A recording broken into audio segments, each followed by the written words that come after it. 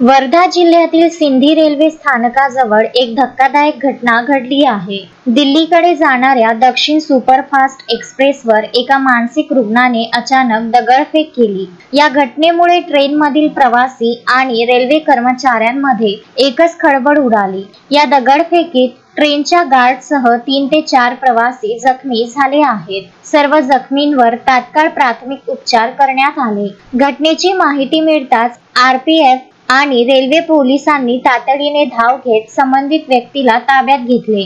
ताब्यात घेण्यात आलेली व्यक्ती मानसिक रुग्ण असल्याने तिला वैद्यकीय तपासणीसाठी नागपूर येथील रुग्णालयात दाखल करण्यात आले आहे. या घटनेची रेल्वे प्रशासनाकडून सखोल चौकशी सुरू असून प्रवाशांच्या सुरक्षेसाठी आवश्यक त्या उपाययोजना करण्याचे निर्देश देण्यात आले आहेत. तसेच अशा आपत्कालीन परिस्थितीत प्रवाशांनी शांत राहून रेल्वे प्रशासनाला तात्काळ माहिती द्यावी असे आवाहनही करण्यात आले आहे. अश्विन शाह, विदर्भ न्यूज, वर्धा.